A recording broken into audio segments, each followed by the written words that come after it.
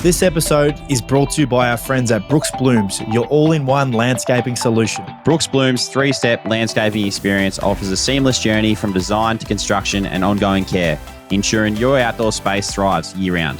Visit brooksblooms.com today to embark on your landscaping journey, where every step is a step towards a vibrant and beautiful outdoor entertaining space.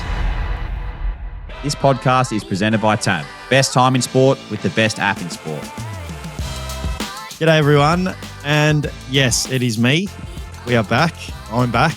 Back in to fill Brado's shoes, who obviously did a tremendous job last week and would have received rave reviews, but of course, back for another episode, and it's good to be back. Obviously, my name's Adam.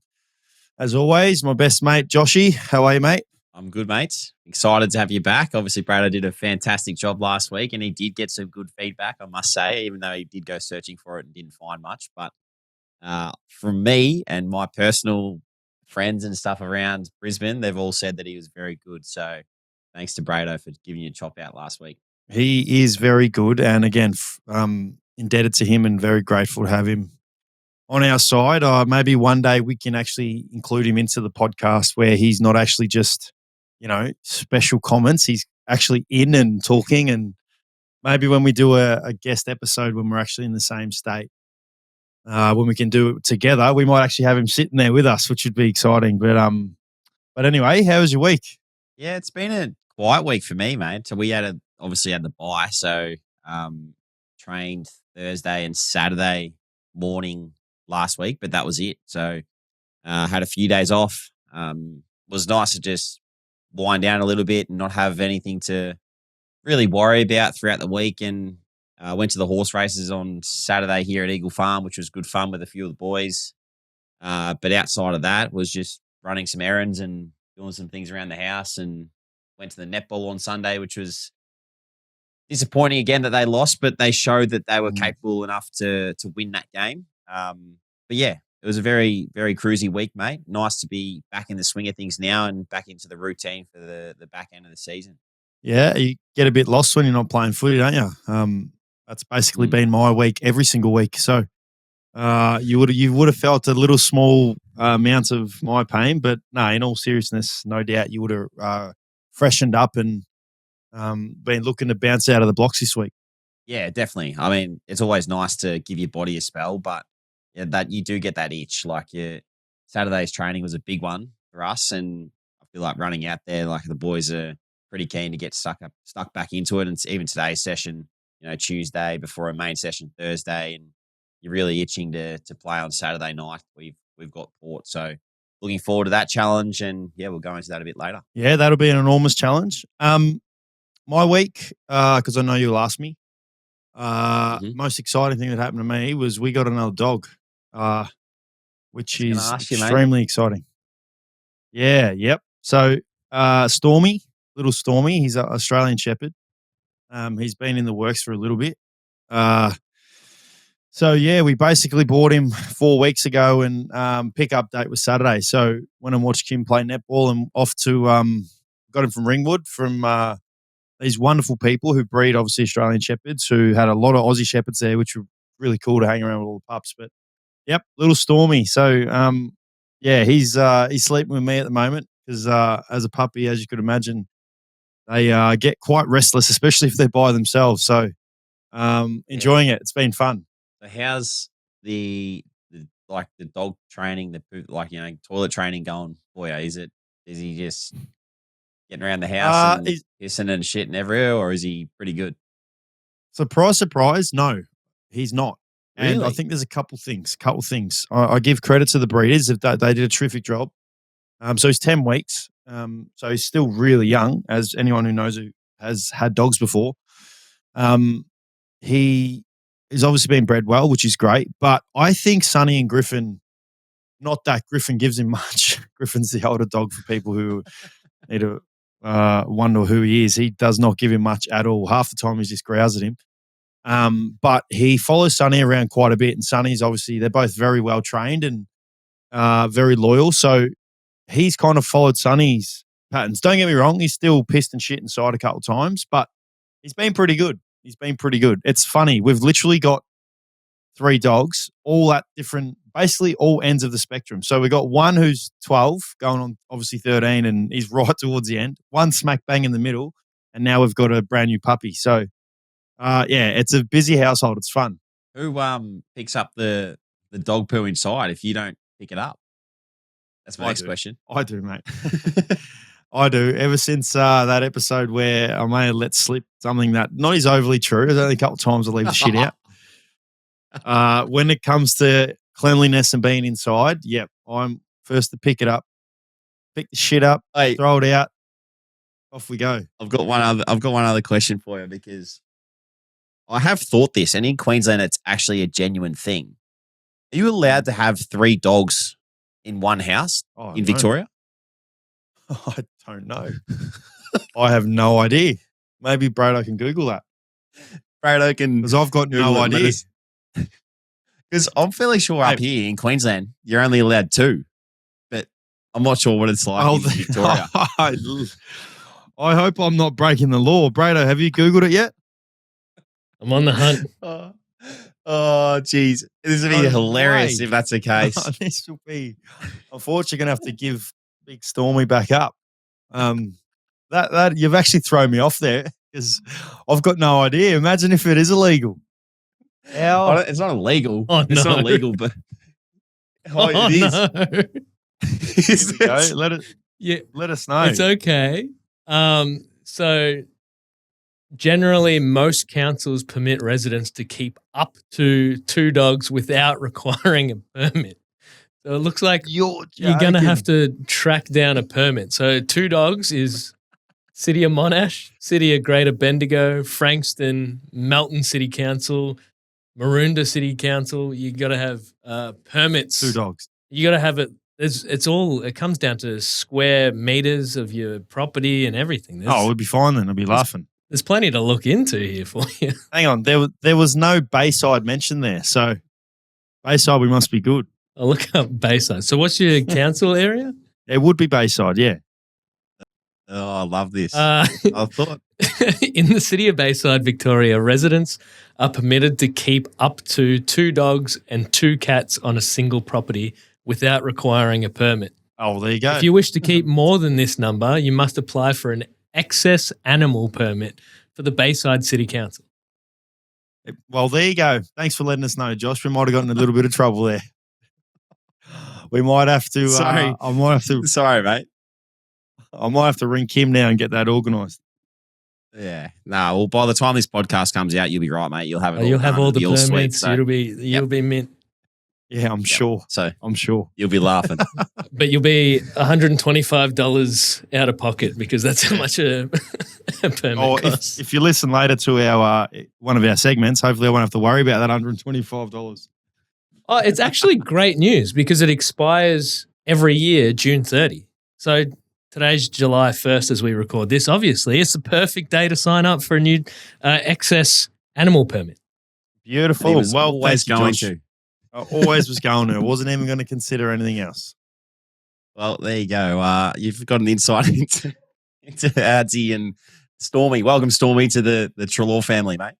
Thank you, mate. He's I was going to get him in here, but I think he's napping at the moment. As you know, with puppies, they nap a million times a day. But no, he's been a joy. And you also still have room for 2 more cats. Okay, that's next on the list, my friend.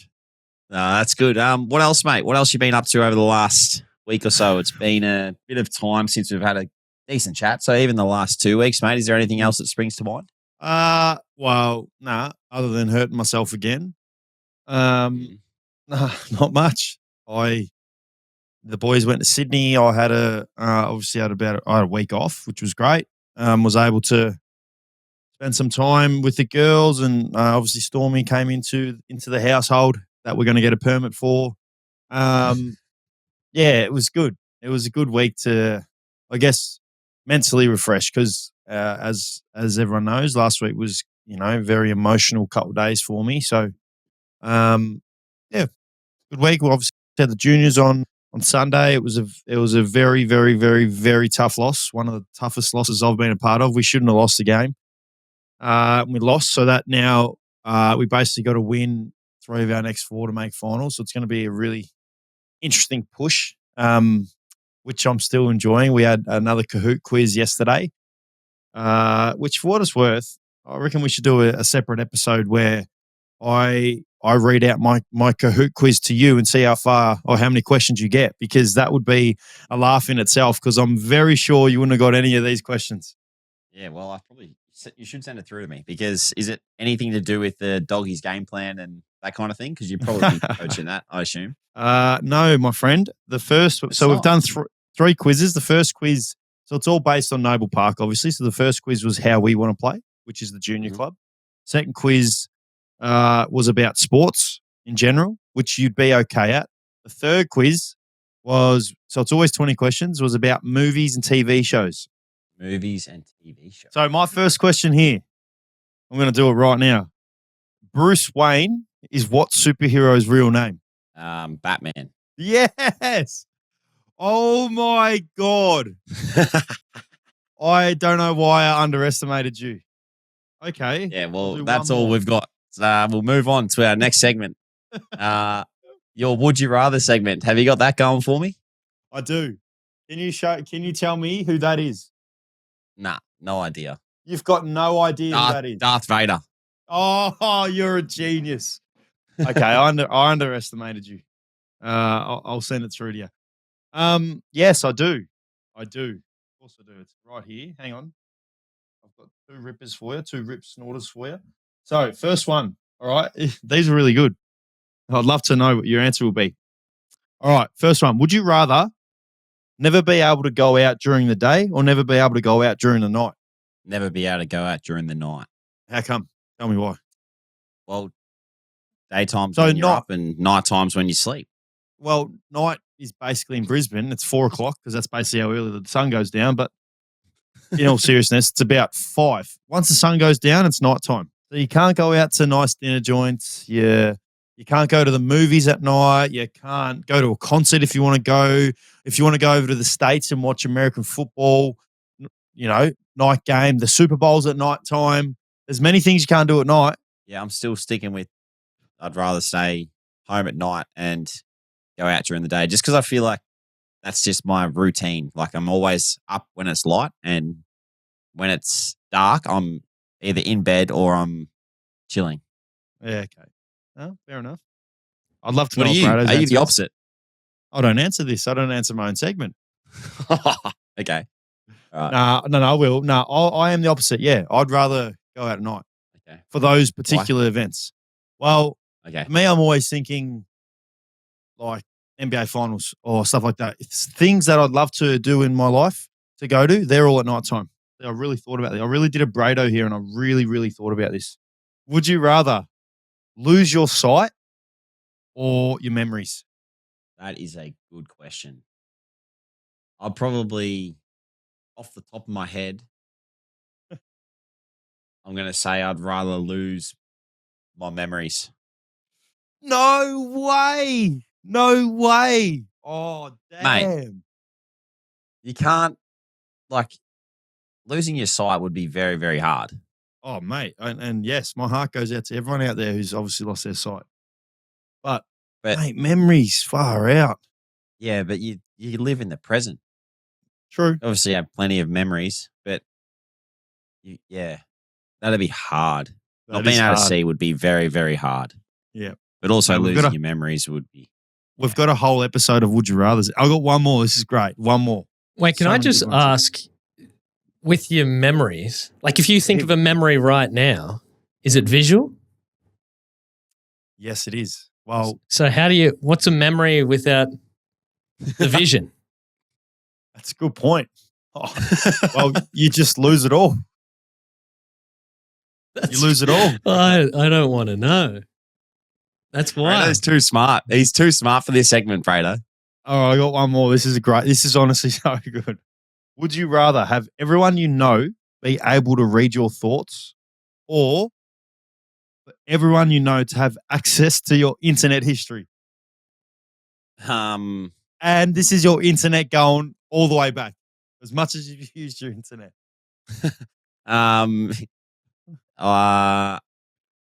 I'd probably say internet history.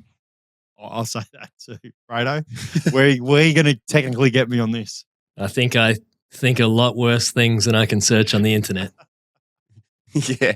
Yeah, I'll go to the internet too. Anyway, that's me.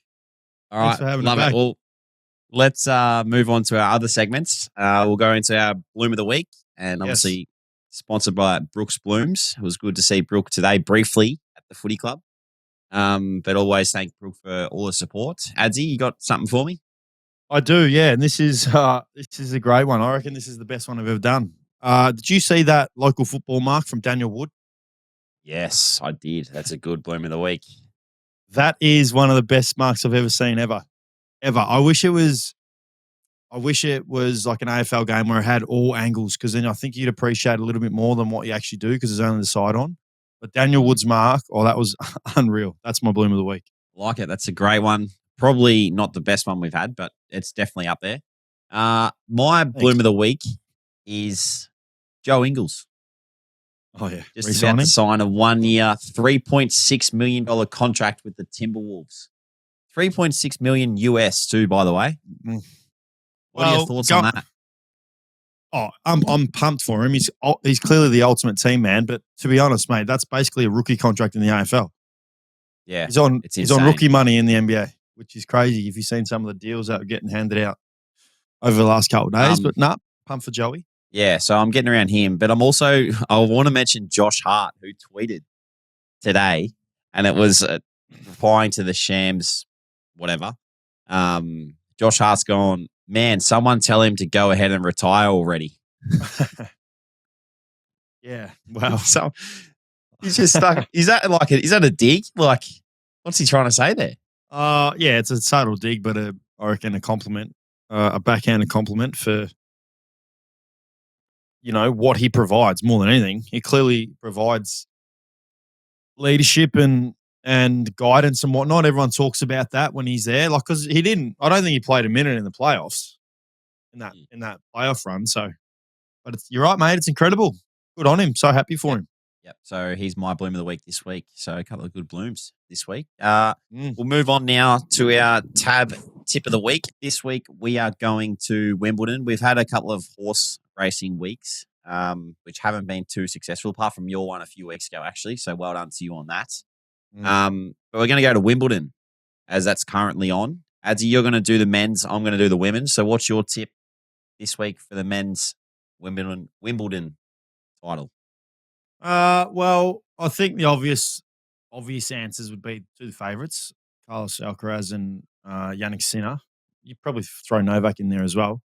But I'm going to go a little bit left field and go one of my favourite players to watch, Francis Defoe. I think he's the 12th seed at the American 12th seed. He had a blistering first round, dominated in straight sets, but I'm thinking him to make the semi-finals. This is very rogue. It's very rogue because my tennis knowledge is okay. It's not bad. It's okay. I keep track mainly in the majors. I'm always tracking who's winning and playing. But he's a good player to watch. I've watched him a couple of times here in Australia when he plays at the Aussie Open. I reckon you and I watched him. I swear he was in that match, wasn't he? Defoe played. Maybe it wasn't you. Maybe it was someone else. Yeah, but anyway, he's a good player to watch, and I think he could sneakily be good.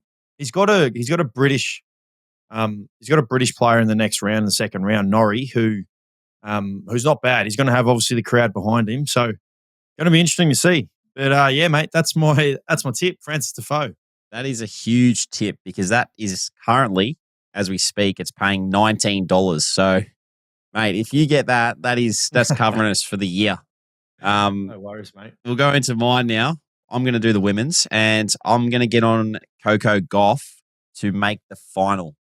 So that's currently paying $5. My reasons, I did a little bit of research, but I think they say that the best athlete in Wimbledon comes to the floor, and she is, I think, what I believe, she's the best athlete in that women's lineup. So I feel like she's going to give it a shake, and a lot of people would probably write her off, but on this website that I'm looking at, they're rating her number 2. So I feel like she's going to give it a bit of a shake, and obviously Sabalenka is going to be tough to beat, but I'm just going to go get on her to make the final, and hopefully she goes well. But yeah, as I said, they think they're great athletes, always shine on grass, and this one's clearly on grass. So all the best to Coco Golf. Yeah, well, the two Americans, which is going to be great. I'm excited to see.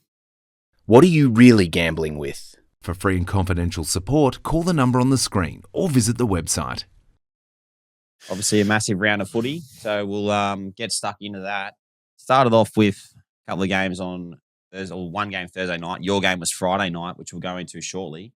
But was there anything that caught your eye, mate, from those early games on Thursday and Friday? Well, I had a great watch. I mean, as I said, I obviously took the week off, which was great time to refresh, but I actually watched most of the games, literally, as I didn't do too much. A couple of things caught my eye, but mainly from our game, from the Bulldogs game. And I mean, I guess I may as well touch on our game because it did catch my eye. Was you go and look at our game, if you go to rewatch that game, which is something that I think we're really developing as a group, and it's great to see. And I know I'm a part of, obviously, the four walls, so I see it as well up close. But I love the fact that I feel like throughout the year, we've really gone away from not even this year, but years gone by, relying on individuals or the same individuals to get us over the line.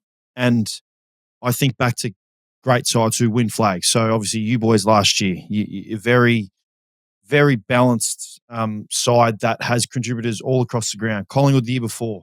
Teams that are really – Geelong last year, yeah, they didn't make the granny, but they were awesome with players across the ground. I feel like that's what we're really starting to do well. And the game on the weekend really showcased that. I mean, you look at, I guess, the numbers, if you want to call it, and our star players, Ed obviously got tagged. James Jordan did a good job on him. Bonty in his 250th, which was a huge, huge milestone for him, which I wasn't able to mention it last week, but, so grateful to play with him. Bonty, Libba, Matty Kennedy, who's been quite dominant as well. These guys didn't, I guess, offensively have their greatest output. They still contributed extremely well on the defensive side and played a great game of footy. But we had guys like Joel Fraser, who I'll talk about later, played, his best game of his career, was dominant, was absolutely dominant, was all classy. Riley Sanders really stood up.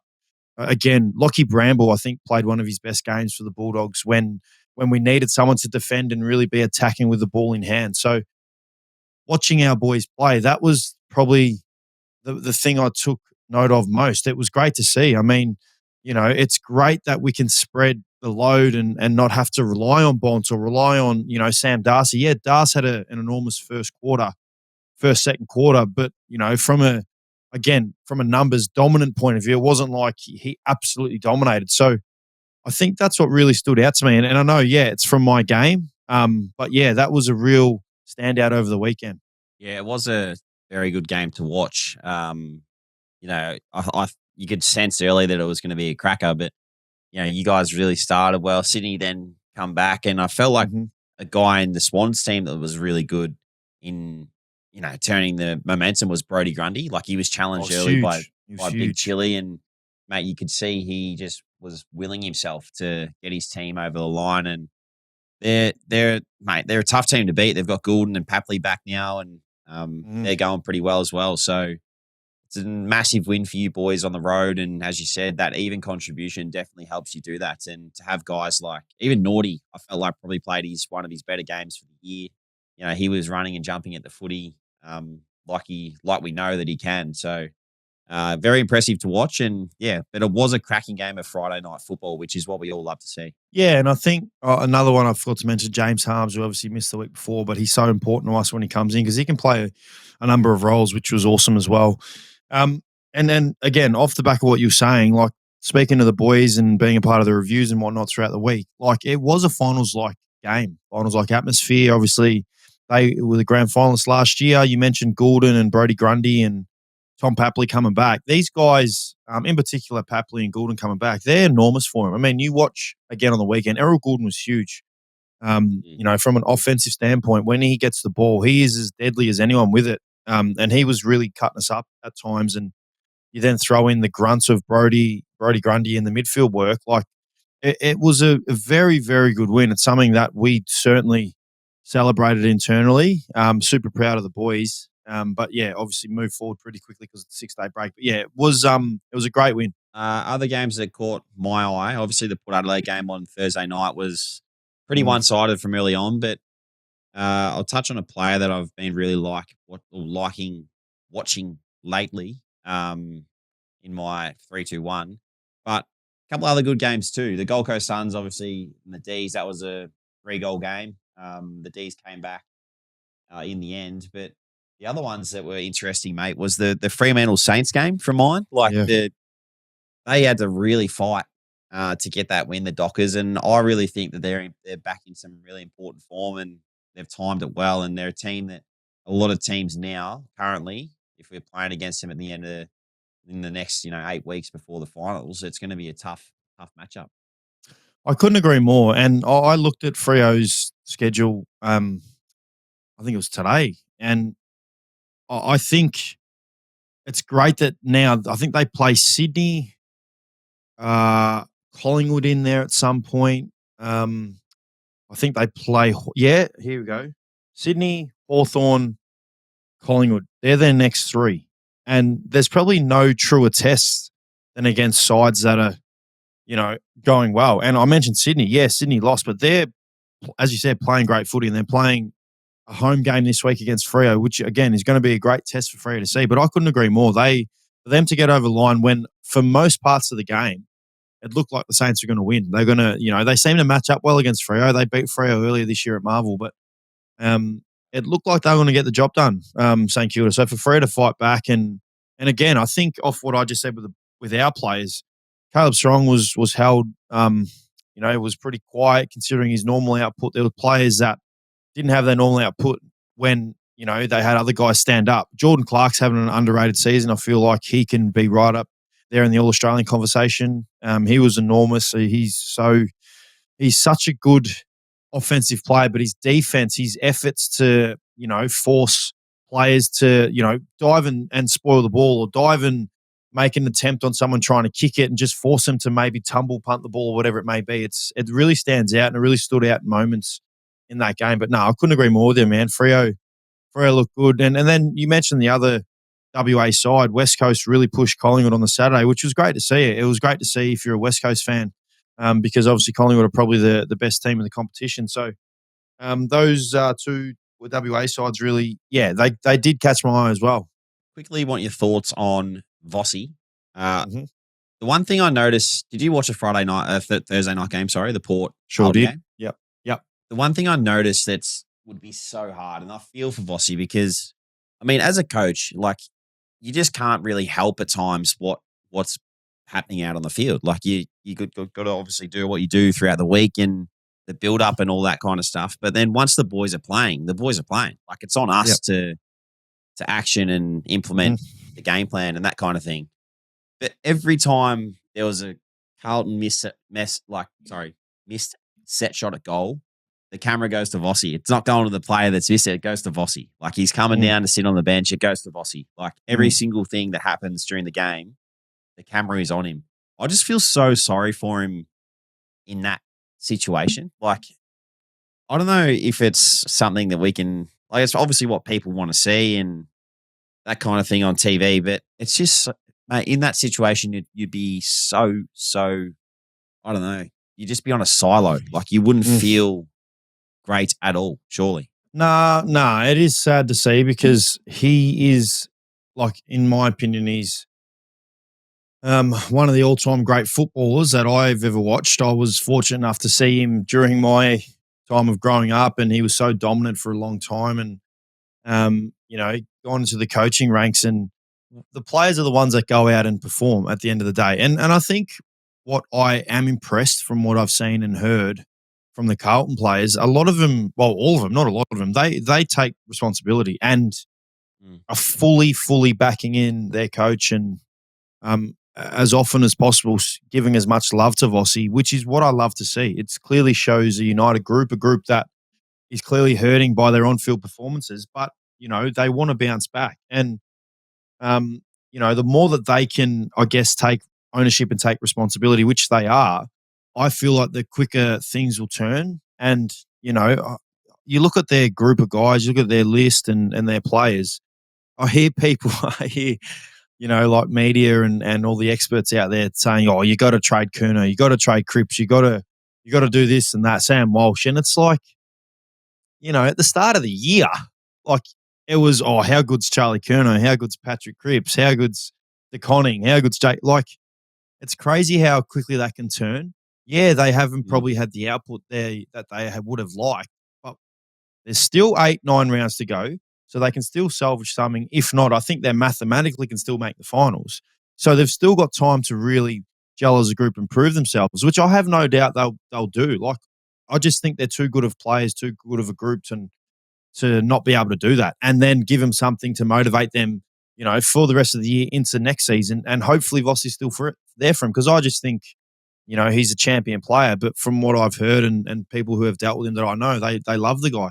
Yeah, it'd be a very tough position to be in, and I just feel for him because, as I said, all eyes are on him, not the players in some aspects of the game, and I feel like that's a little bit unfair. So sticking up for him a little bit, but I just feel like, he deserves all the credit that comes his way because he's obviously been a massive influence, not only as a player in our game, but as a coach as well. So, in his corner. But other than that, mate, any other things that popped up that caught your eye, or do you want to get into your votes? Nah, the surface at the SCG. Oh, yeah, good talking point. That was crazy. That was so bad. That was like, I actually felt sorry for the defensive group that was in that end, because I just thought there's going to be that many turnover scores against, because everyone was just slipping over.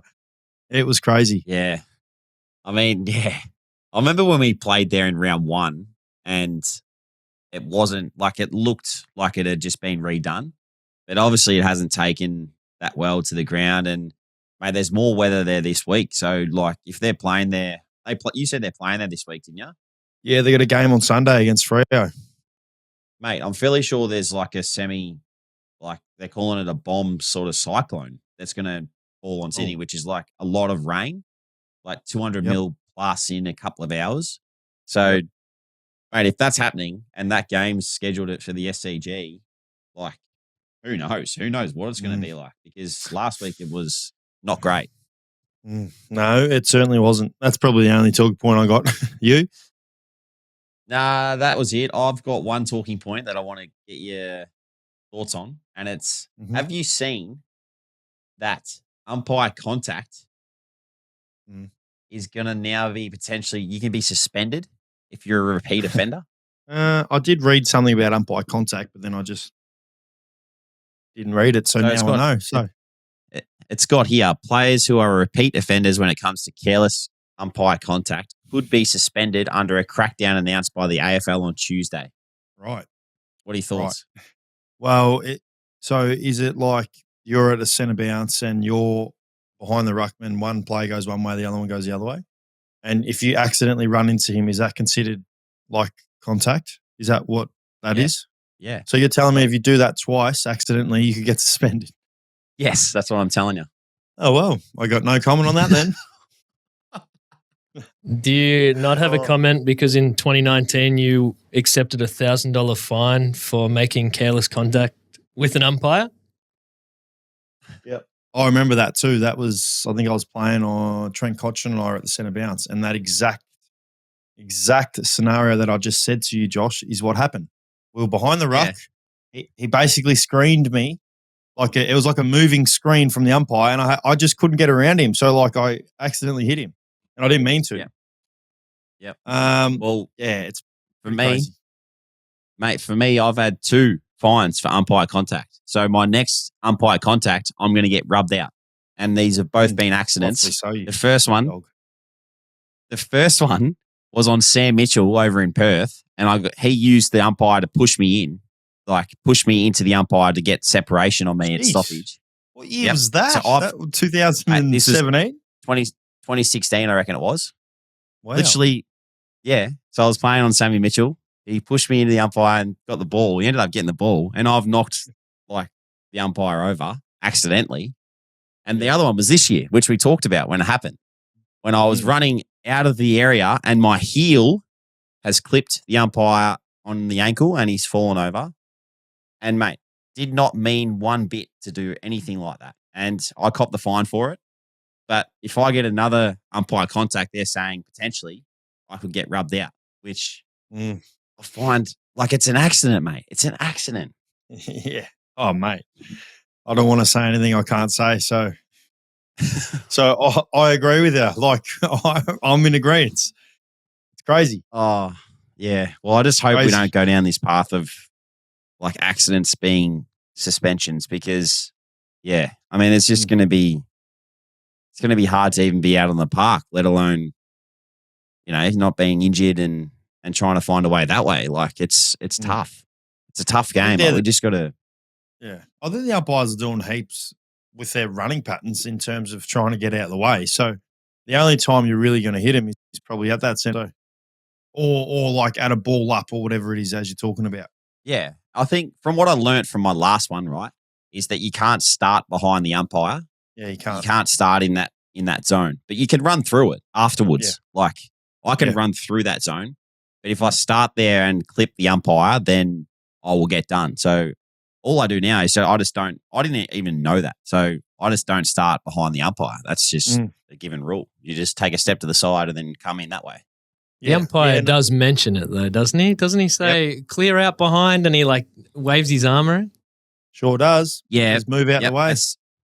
At centre bounce, I've noticed it, but I haven't really noticed it around the ground and that. Like, because it's heat at the moment. You're just looking around trying to set up your own players. And then but I didn't really know that you couldn't start behind him and get out of the way because that's what happened in that North Melbourne game. I started behind him, tried to get out of the way, clipped him on the ankle with my heel, and then he fell over and I caught the fine. So, yeah, it's a tough one, but I just hope we don't suspend guys for accidents, if you know what I mean. No, I'm with you. It is a tough one. It's going to be interesting to see. It's going to be a huge talking point when the first suspension comes from a accidental roughing the umpire, if you want to call it. Rough conduct. Well, it's probably going to be me, mate, accidentally. Yeah, rightfully so. You are a bit of a sniper, aren't there? Out there? No, you're not. No, I'm not. Are we into the blooming Duncore Awards? Yep, let's get it. Let's do it. You want me to start or I'll start? You start, mate. Yep. So I'm given. I think there are certainly worthwhile honourable mentions here because there's going to be some stiff ones. So Jack Gunston's an honourable mention. He kicked 7. Played unbelievable. Brodie Grundy's another honourable one who was enormous. He was, Mitch Georgiades is another honourable one who kicked 5 and was dominant in the Port Adelaide game. And I reckon that's about it. Adelaide, Daniel Curtin was really good actually. Who I think is going to be. I was going to mention him. Yeah, he's going to be a freaking star. But anyway, my 3-2-1. So my 1 goes to Jake Melksham in a losing side. I watched that game. He kicked 5 goals, 6. So he genuinely could have kicked 10. And yeah, he was, mate, if he didn't play, they lose by a lot more, Melbourne. So he's my 1. My 2 goes to a Port Adelaide player, Miles Bergman, who I just thought was, mate, he's one of those, I feel like one of those guys you don't appreciate or you don't hear about because you're hearing about Butters, Rosie, Horne-Francis, and then you go and watch Port Adelaide play and you're like, whoa, damn, this guy's a gun. And for his role on Paddy Cripps to then go on the offense and have 20 whatever and kick 2 was enormous.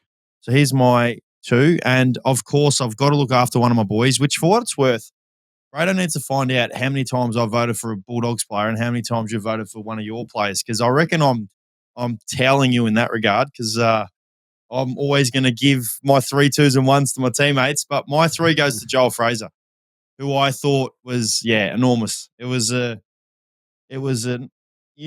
old cliche coming of age game. I reckon he's had a few of those this year, but mate, if he doesn't play on the weekend, we don't win. So Joel Fraser's my 3.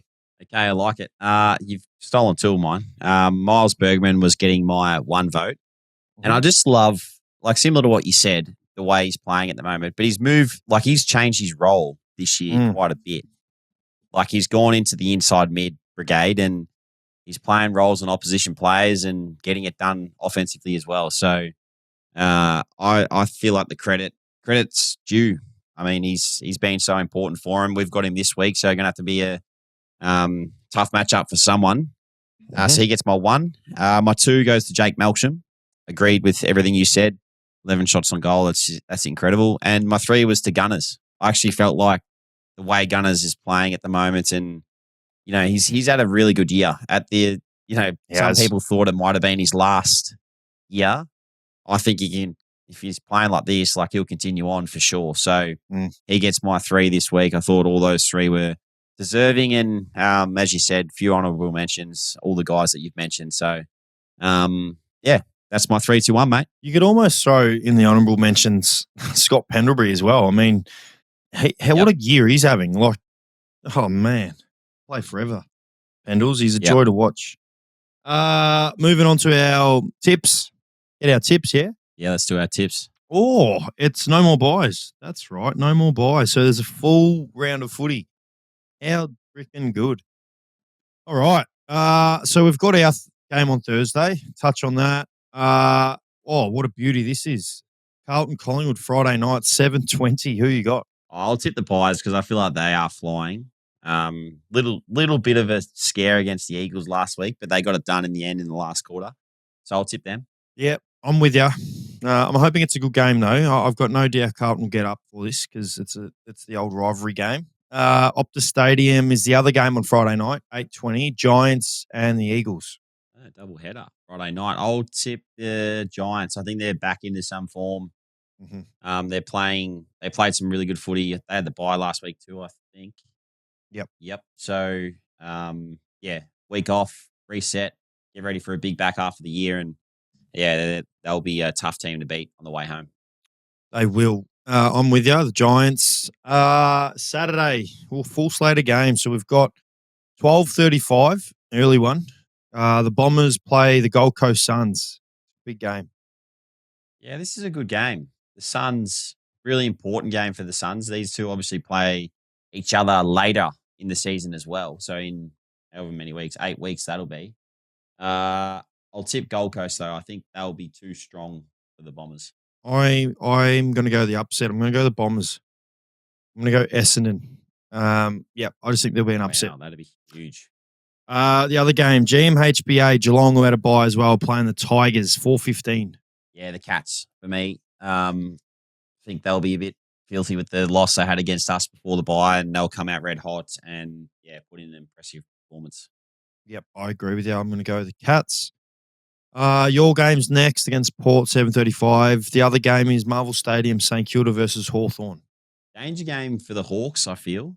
The Saints, as we mentioned, were pretty good against Freo last week, and I think if Hawks don't rock up, the Saints might beat them, but I think Hawthorn will win.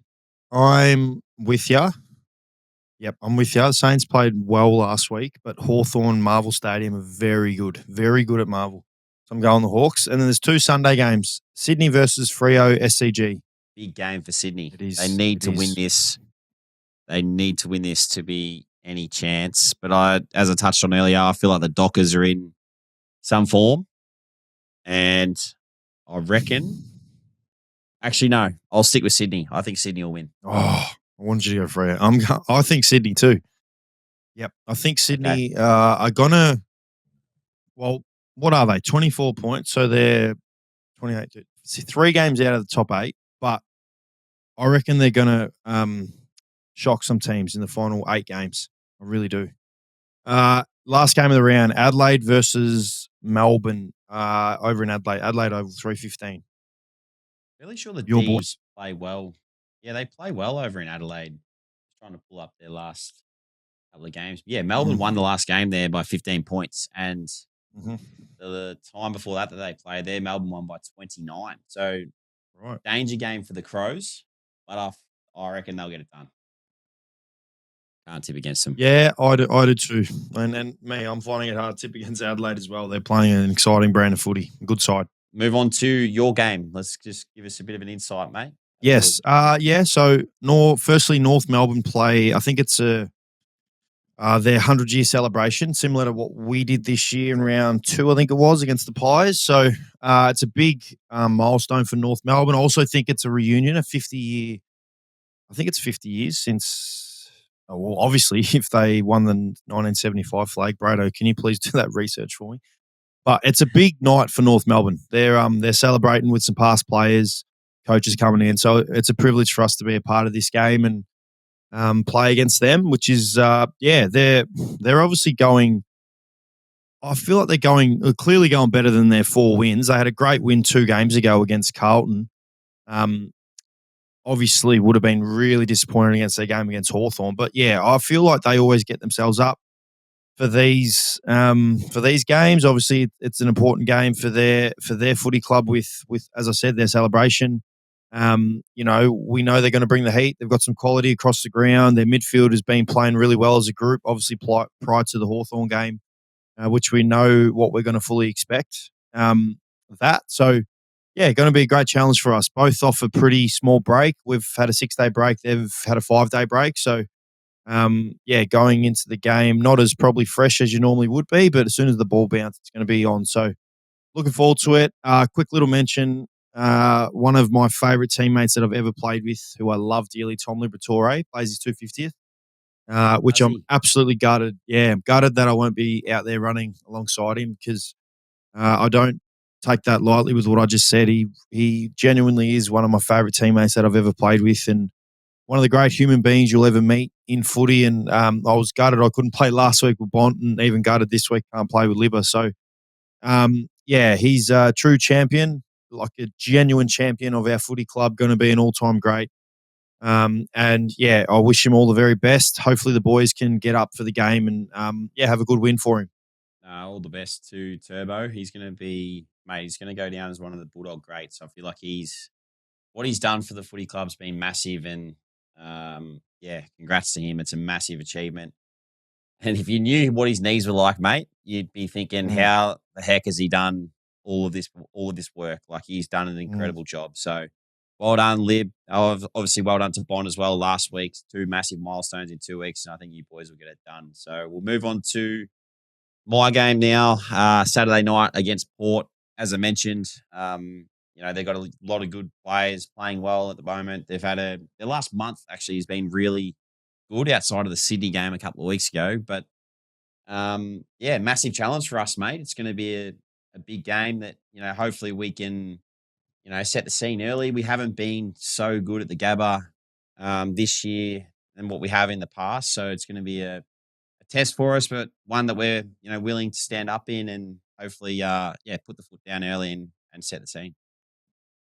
Yeah, it's going to be a great game. Where are they? So they are sitting 10th. Wow. So they're on the cusp of top 8. It's a huge game for them. I feel like they're going to really get themselves up for this. I don't know what their history is like up there, but for some reason I feel like they play well against you boys. Although the only game I can think of was that semi-final you guys played against them. Or the qualifying final you played that. I got some airtime on the big screen, which was funny. But yeah, I reckon they're going to get themselves up. And with, you spoke about Miles Bergman and, throw in Zach Butters, who, again, has missed that many games at the start of the year. I still think he could probably be an All-Australian considering how good of a footballer he is. It's going to be a really good challenge through the middle, but I feel like they have really found their mojo. So it's not going to be, not that I expect you to think this, but it's certainly not going to be an easy game for you guys, and you're going to have to be on from the get-go. Otherwise, they're going to really take it to you. Yeah, for sure, mate. Their stars are their stars for a reason. Like they've done so well to be able to get themselves up and going week in, week out with the injuries they've had and whatnot. But I mean, as you said, and I touched on earlier, like guys like Bergman are standing up and playing important roles for him now. I feel like that evolution has happened for him. Like you can see on the vision and watching games, like Horn Francis is more of that extra mid now. He used to be a bit of a mainstay, and Bergman's taken that role. So they've shifted a few pieces around, and their team looks a lot more balanced. And the last month, as I mentioned, it's been very positive for him, I think. So it's definitely a game that we need to make sure that we are turning up for. And if we can, sort of emulate what we did down in Geelong and, bring the pressure and bring that kind of front half game, it's going to be a challenge for them to come up here and beat us. But hopefully it's a good game. We come out and play with the energy that we did a couple of weeks ago off a bye, and we're all refreshed and ready to go. So looking forward to that opportunity. I'm looking forward to it too. And as you say, good luck to the whoever gets Miles Bergman, because not only is he going to try and stop that player, and I reckon it might be Huey. I feel like it'll go to Huey rather than Lockie, because Huey, he's quite similar to Bergman's strength. So, as I said, good luck to Huey if it is him, because the other way, he's a very good player. So, going to be a great game. Looking forward to it. All right, moving on. What do we got? That's it. That's it. Is it? You've got your curly question, mate, and bring Brado on, which would be great. Curly question. All right, so I want to get Brado on for this. Brado, you got to get on for this one, mate. Always you, mate. The curly question this week, Ads, and you missed out last week, but this week, the curly question is, does a straw have two holes? Yes. Explain why. Oh, look at the straw. There's one hole at one end, one hole at the other. But it's one hole. So if you dig a hole, right, and there's no other end, it's one hole. That's a hole. Yep. So you're saying a straw has two? Oh, I'm saying that probably technically doesn't have two, but if I say it has two, I'm comfortable within myself to say that it has two. So do you think a straw could be called a tunnel, not a hole? I don't know. It's like a tunnel. Far out. Yeah. It's like a tunnel. Yeah. You tunnel and you up and go. You tunnel and you. Yeah. Yes. Go, Georgie. Go get your tunnel. Brado, what are your thoughts? It's a cylinder. It's a cylinder. Yeah, it's a tunnel. Yeah, but I would go with cylinder over tunnel. But yeah, it's one hole. It's one hole, isn't it? Yeah, one hole. I would imagine. Or is it zero holes? Is there an answer to this, or are we just gonna? I don't know. Do you have an answer? This is the curly question. You got to come with an answer. Oh, mate. What do you think, Doug's? Well, we were researching this today in the massage room, and we asked the question, and we put it in the dictionary and looked at the meaning. So a hole has to, like, you obviously dig a hole, but a hole has to be like a genuine hole with earth, like building around it. So if you screw in a hole or you drill a hole, it's got to be like that. But the straw's just like got nothing outside of the straw. So technically it's not a hole. I'm reading a straw has two holes. Oh, yes. One at each end, even though it might look like a singular tunnel, tube, or cylinder. It's considered to have two distinct holes, openings, openings, just like a tunnel through a mountain has an entrance and an exit. Think of it this way. If you cover one end of the straw, you've blocked one hole. If you cover both ends, you've blocked both holes. So it has to have two holes. Well, there you go, Adsy. Great job. Well, there you go. Oh, two holes. Question done. How many holes does Ads have? Oh, 1, 2, 3. Yeah, I'll leave it there. How many holes in a shirt? In a t-shirt? 4. 2, 3, 4. 1, 2, 3, 4. Yep. But you've got your head in this way, your body's connected to your head. So that could be the cover a hole theory works for everything. If it works for a straw, it works for a t-shirt. You cover the neck hole, it's a hole. Yeah. I feel like we're doing a riddle here. Yes. It's good. May as well do a riddle segment. I got plenty of riddles. I do have. Well, we might as well. I have some follow-ups for you.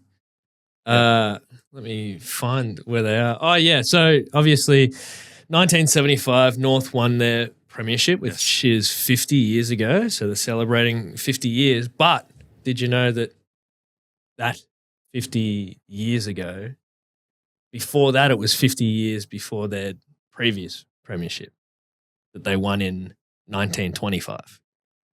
So they won in 1925. The 1975 it broke a 50-year drought, and now we're 50 years from that. Well, there you go. Didn't they also win in 77? Yeah, I think they won a couple after that.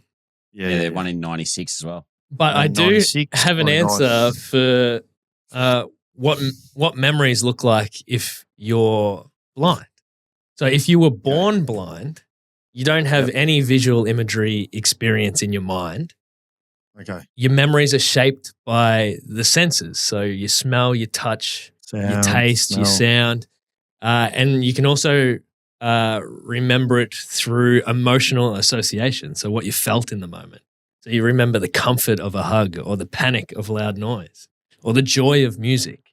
But then if you had your vision and then you lost it, some of that is retained in your mind and you remember stuff the last time you saw it. So if you remember a person, it's the last time you saw them is your memory of that person. So they don't really age. But then that also fades in your mind, that memory of them. So it's more based on the other senses. Well, there you go. Thanks, Brad. I appreciate the thought. I appreciate the thought and the effort in. And I also the technicality. Sent you a WhatsApp of the form that you need to fill out for the Bay City Council. So you can have a pet. Because I did notice that Kimmy keeps posting photos of all 3 dogs at the house, which is not legal, but maybe it was just swinging by for a chat, waiting for you to fill out the paperwork. Oh, yeah, that's where that was where we temporarily got. That's where you picked it up from, I assume. That's probably the breeder's house or something. No, exactly, mate. Nice. Thanks for bringing it up, Josh. I really appreciate it. No, that's all right. I just had a random thought. I was like, oh, you allowed to have 3 dogs? Anyway, we'll wrap it up there. Good episode, mate. Good to have you back. Thanks. We'll see everyone next week while Adzy's still looking at these forms. I'm filling it in, guys. Thanks for having me. Thanks for having me back for a special appearance.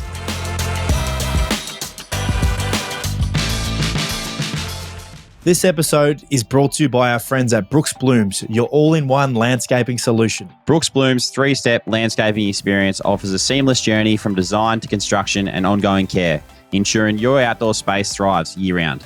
Visit brooksblooms.com today to embark on your landscaping journey where every step is a step towards a vibrant and beautiful outdoor entertaining space.